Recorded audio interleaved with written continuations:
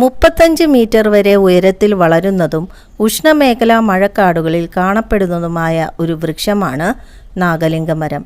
ക്ഷേത്ര പരിസരങ്ങളിൽ നട്ടുപിടിപ്പിക്കാറുള്ള ഈ വൃക്ഷം ഒരലങ്കാര വൃക്ഷമായും നട്ടുപിടിപ്പിക്കാറുണ്ട്. വടക്കേ അമേരിക്കയിലെ ഗയാനയാണ് ഈ വൃക്ഷത്തിൻ്റെ ജന്മദേശമെന്ന് പറയപ്പെടുന്നു. ഇന്ത്യ, തെക്കുകിഴക്കൻ ഏഷ്യ എന്നിവിടങ്ങളിൽ സാധാരണയായി ഈ വൃക്ഷം കാണപ്പെടാറുണ്ട്. സംസ്കൃതത്തിൽ ഈ വൃക്ഷം നാഗപുഷ്പം എന്നറിയപ്പെടുന്നു. പീരങ്കി ഉണ്ടകൾക്ക് സമാനമായ കായ്കൾ ഉണ്ടാകുന്നതിനാൽ ഇംഗ്ലീഷിൽ കാനൻ ബോൾ ട്രീ എന്ന് വിളിക്കപ്പെടുന്നു. കൈലാസപതി എന്നും ശിവ് കമൽ എന്നും ചില സ്ഥലങ്ങളിൽ ഈ വൃക്ഷം അറിയപ്പെടുന്നു. ലെസിത്തിയഡേസി സസ്യകുടുംബത്തിൽപ്പെടുന്നതും നിത്യഹരിത വൃക്ഷവുമായ നാഗലിംഗമരം കരീബിയൻ പ്രദേശങ്ങളിലും സൗത്ത് അമേരിക്കയിലെ ട്രോപ്പിക്കൽ പ്രദേശങ്ങളിൽ, പ്രത്യേകിച്ച് ആമസോൺ മഴക്കാടുകളിൽ ധാരാളമായി കാണപ്പെടുന്നു. ഒരുപാട് ശാഖോപശാഖകളോടുകൂടി വളരുന്ന ഈ വൃക്ഷത്തിൻ്റെ ശാസ്ത്രീയ നാമം കോറോപിറ്റ ഗയാനൻസിസ് എന്നാണ്. ഇടയ്ക്കിടെ ഇല പൊഴിക്കുകയും ദിവസങ്ങൾക്കുള്ളിൽ തന്നെ വൃക്ഷം ധാരാളം ഇലകളാൽ നിറഞ്ഞിരിക്കുകയും ചെയ്യും. ഇളം പച്ച നിറത്തിലെ ഇലകൾക്ക് 8 തൊട്ട് 25 സെൻറ്റിമീറ്റർ വരെ നീളം ഉണ്ടാകാറുണ്ട്. മരത്തിൽ നിന്നും തൂങ്ങിക്കിടക്കുന്ന തണ്ടുകളിൽ കുലകളായി ധാരാളം പൂക്കൾ ഉണ്ടാകുന്നു. പൂക്കൾക്ക് മഞ്ഞ, വെള്ള, ചുവപ്പ് എന്നീ നിറങ്ങൾ അടങ്ങിയ 6 ഇതളുകളുണ്ട്. മധ്യഭാഗത്ത് നീളമുള്ള കേസരങ്ങളും കാണാൻ സാധിക്കും. പൂക്കൾക്ക് നാഗത്തിൻ്റെ പത്തിയുടെ സാദൃശ്യമുള്ളതിനാലും നടുവിലൊരു ശിവലിംഗം പോലെയും കാണപ്പെടുന്നത് കൊണ്ടാണ് ഈ വൃക്ഷത്തിന് നാഗലിംഗമരം എന്ന പേര് ലഭിച്ചിട്ടുള്ളത്. പൂക്കൾ രാവിലെ വിരിഞ്ഞ് വൈകുന്നേരത്തോടെ കൊഴിഞ്ഞു വീഴുകയും ചെയ്യുന്നു. നാഗലിംഗമരം ധാരാളം സുഗന്ധമുള്ള പൂക്കളാൽ നിറഞ്ഞിരിക്കും.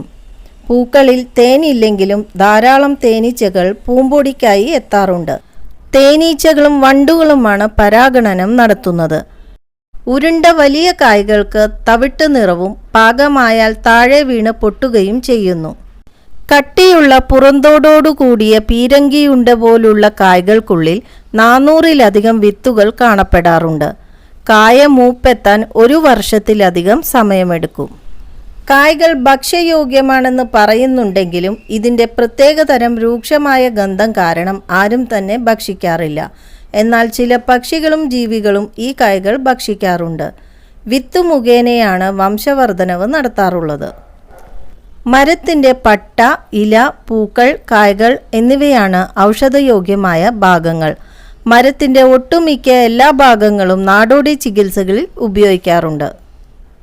പൈൽസ്, സ്കാബീസ്, ഡിസെൻട്രി, തേൾവിഷത്തിന്, ഹൈപ്പർ ടെൻഷൻ, ചിലതരം ട്യൂമേഴ്സ്, മലേറിയ എന്നീ അസുഖങ്ങൾക്ക് ഉപയോഗിക്കാറുണ്ട്. കിഡ്നിയുടെയും വയറു സംബന്ധമായ പല പ്രോബ്ലംസിനും, അലർജിക്കും, അൾസറിനും, പല്ലുവേദനയ്ക്കും മറ്റുമെല്ലാം തന്നെ നാഗലിംഗമരത്തിൻ്റെ ഭാഗങ്ങൾ ഉപയോഗിച്ചു വരുന്നു. ജലദോഷത്തിനും വയറുവേദനയ്ക്കുമുള്ള ഔഷധം ഈ മരത്തിൽ നിന്നും നിർമ്മിക്കാറുണ്ട്. ഇലയുടെ നീര് ത്വക്ക് രോഗങ്ങൾക്കും മരത്തിൻ്റെ തൊലി മലേറിയയ്ക്കും ഔഷധമായി ഉപയോഗിക്കുന്നു. പനി, വേദന, വീക്കം, ദഹന സംബന്ധമായ പ്രശ്നങ്ങൾക്കെല്ലാം തന്നെ ഉപയോഗിച്ചു വരുന്നു. പൂക്കൾ മുറിവുണക്കാനും കായ്കൾ പ്രകൃതിദത്തമായ ചായം നിർമ്മിക്കാനും ഉപയോഗിക്കുന്നു. ഈ മരത്തിൽ അടങ്ങിയിരിക്കുന്ന ഐസാറ്റിൻ എന്ന ഘടകം ക്യാൻസർ കോശങ്ങൾക്കെതിരെ പ്രവർത്തിക്കാൻ സഹായകമാണെന്ന് പറയപ്പെടുന്നു. ഒരു മരത്തിൽ തന്നെ 150-ലധികം കായ്കളും അതിലുമധികം സുഗന്ധമുള്ള പൂക്കളും കാണപ്പെടാറുണ്ട്. ഈ സവിശേഷത തന്നെയാണ് ജനപ്രിയതയ്ക്കും ബൊട്ടാനിക്കൽ ഗാർഡനിലും മറ്റു ഉദ്യാനങ്ങളിലുമെല്ലാം ഈ വൃക്ഷത്തിൻ്റെ സാന്നിധ്യത്തിന് പ്രധാന കാരണം. ശിവഭഗവാനുമായി ബന്ധമുള്ളതിനാൽ ഇന്ത്യയിൽ ഈ വൃക്ഷത്തിന് ഒരുപാട് പ്രാധാന്യം കൽപ്പിക്കുകയും അമ്പലങ്ങളിൽ വെച്ചുപിടിപ്പിക്കുകയും ചെയ്യുന്നു.